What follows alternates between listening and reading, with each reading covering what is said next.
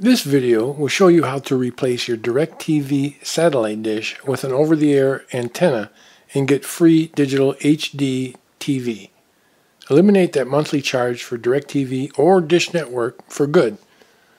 What is the best antenna for you to use to receive HD TV for free? That's the problem. There are lots of antennas on the market, both indoor and outdoor models. The question is, which one is best for your situation and how much is it going to cost you? You may be surprised at how cheap it is to capture your local TV broadcaster signals. And by local, we mean within 60 miles of the towers. Let's face it, there's a lot of hype when it comes to antennas. Thing is, this isn't rocket science, and no way as mysterious as some like to make it sound. Antennas come in all kinds of shapes and sizes. Some offer amplifiers and boosters to improve the signal, some are indoor, some will fit in your attic, and others are outdoor antennas. Some are directional and have to be pointed towards the broadcast towers, while others are omnidirectional and will gather signals no matter which direction they are coming from. Some are small, like the current model of the Clear TV antenna, and some are very large. There are also those that are in between in size. It can get confusing as to which one is best for you, so we will cover the options in hopes of clearing up any misconceptions. There are a lot of factors involved with a good TV signal reception, such as weather, distance from the tower. And the first part of the equation is location. Where are you located? If you are located near 2 or more broadcasting sources, the number of channels available can be huge. For example, people that live in Winter Haven, Florida, which is halfway between Orlando and St. Petersburg, can receive dozens of channels coming from Orlando, Daytona Beach, Melbourne, Tampa, St. Petersburg, Lakeland, Venice, Claremont, Leesburg, Cocoa, Clearwater, Bradenton, New Smyrna Beach, and Sarasota. On the other hand, the 1,400 souls living in Bagley, Minnesota are lucky to get a PBS channel and a Fox channel from nearby Bemidji, Minnesota.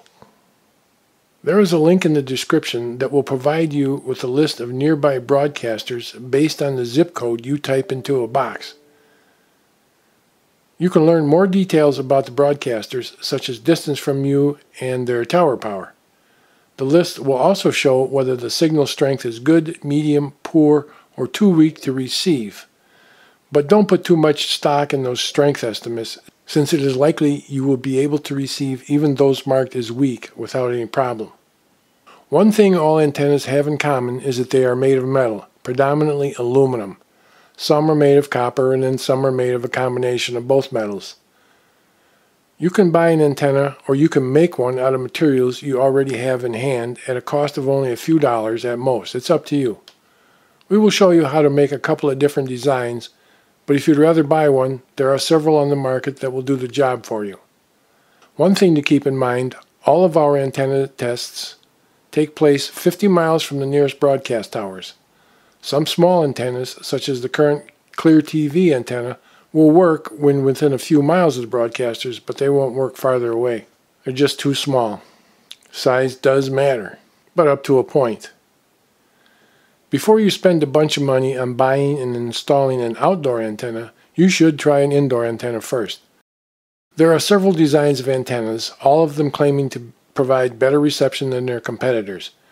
You don't have to get all that detailed. We have made and installed several antennas of different designs over the years and have found the simplest looking ones work as well or better than the ones supposedly scientifically designed for optimum performance. Our first antenna comprised of copper tape laid out in a fractal design that was supposed to be ideal for reception. It worked fine. We followed that up with another one made out of copper wire, also a fractal design bent to a criteria of 60-degree angles spaced apart for the best reception. It too worked fine despite its small size.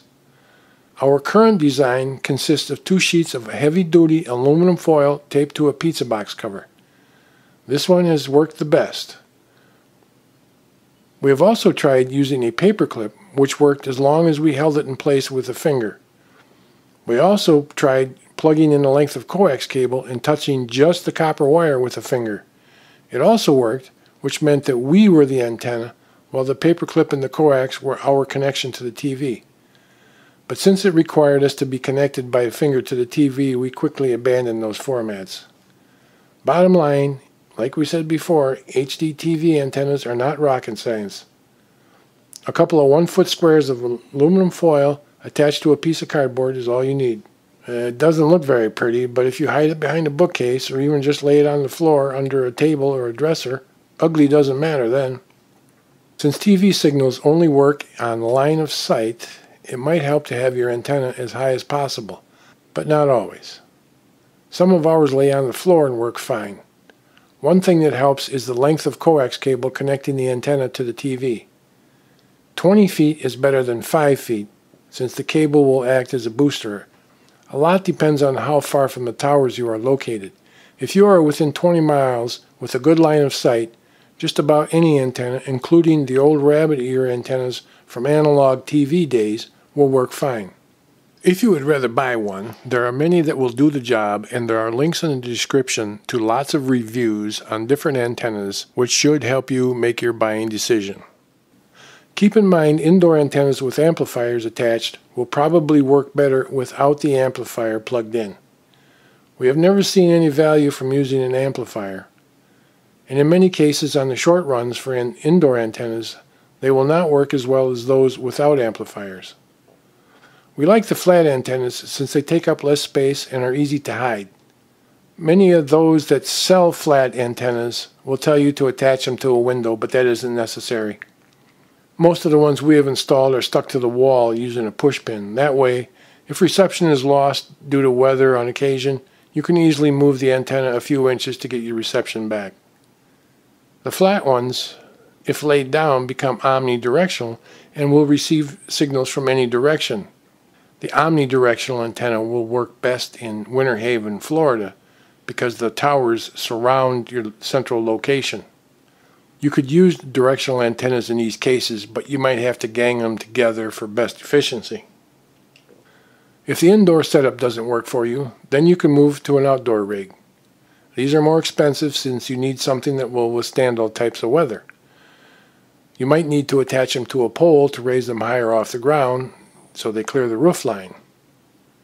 In addition to a long pole, you will also need a lot more cable designed to withstand the weather.